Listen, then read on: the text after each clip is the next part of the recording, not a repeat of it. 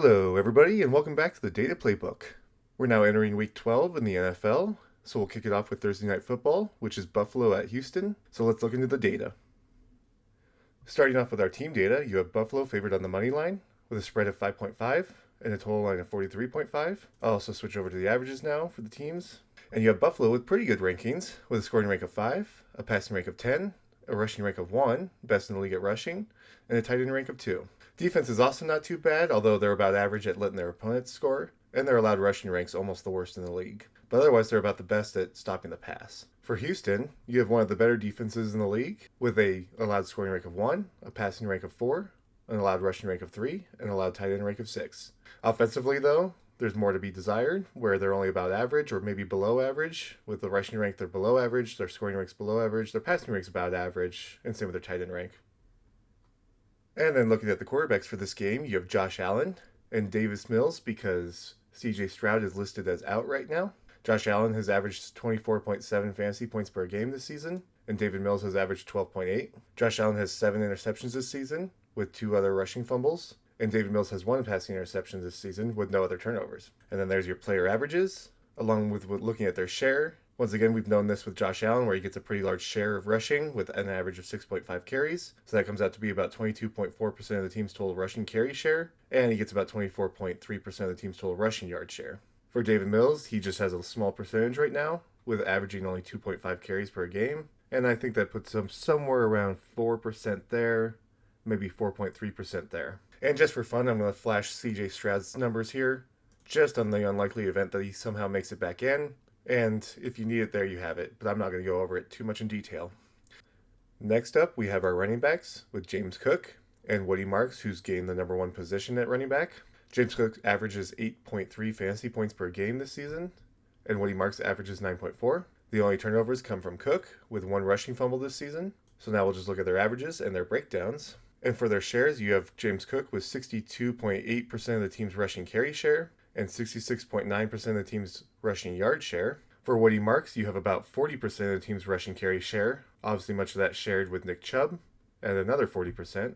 And that results with Woody Marks getting about 33.9% of the team's rushing yard total, and once again sharing with Nick Chubb at about 40.8% of the team's total rushing yards. Moving into the receivers, you have Khalil Shakir and Nico Collins as your number 1 receivers. Shakir averages almost 11 fantasy points per game, and Nico averages about 15.3. The only turnovers for the receivers come from Nico Collins with 1 receiving fumble. And then here's your averages, and we'll look at their breakdowns, along with their share, with Shakir getting about 22.6% of the team's total target share, which is the largest of anybody on the team, and 19.2% of the team's total receiving yard share, which is also larger than anybody else on the team. For Nico Collins, it's 25.7% of the team's target share and 28.5% of the team's total receiving yard share. This is also the largest of anybody else on Houston, which makes sense for him being the number 1 receiver. For your number 2 receivers, you have Keon Coleman and Jaden Higgins, with Coleman getting an average of 9 fantasy points per game and Higgins averaging 6.6. Once again, looking at turnovers, Coleman's the only one with a receiving fumble. And then we look at the averages, along with our target share. You have Coleman at 18.1% of the team's target share and 13.9% of the team's receiving yard share. So he's a little less efficient there from the number of targets to the number of receiving yards. And for Coleman, that's not quite the second largest on the team. That's about the 3rd largest, it looks, because the second largest might be the tight end, but we'll see more whenever we get there. For Higgins, he gets about 11.3% of the team's target share and 11.3% of the team's receiving yard share, and that makes him about the 3rd most utilized receiver on Houston.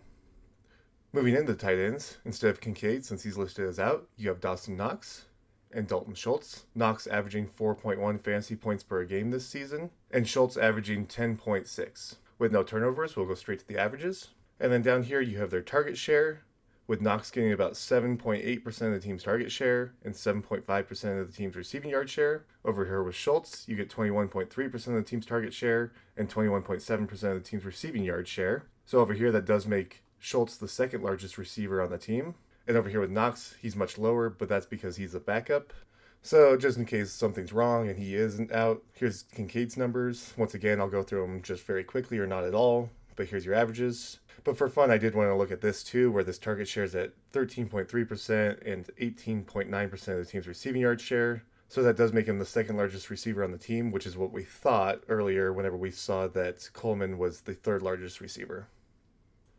So there's all the data for this game. It'll be an interesting one to see. It does seem like Buffalo should have this one with a better offense, but Houston's defense has been pretty stingy. I think the biggest thing, though, it comes down to is this scoring rank of 21 for Houston, so they're not very good at scoring for themselves. Bottom third, maybe, for scoring for themselves in the league, which would mean Buffalo probably has a better advantage of scoring on them and preventing them from scoring, even though they do have the number one preventive scoring rank. So it may be a lower scoring game just because of this defense, but Buffalo's offense is so dynamic that it could probably overcome this defense, but that's what the numbers would suggest. So there's your data for Thursday Night Football. I hope that you enjoyed and got something useful out of it. If you did, leave a like and subscribe, and leave a comment on what else you'd want to see in the future. Otherwise, thank you so much for watching, and I'll see you for the Sunday games.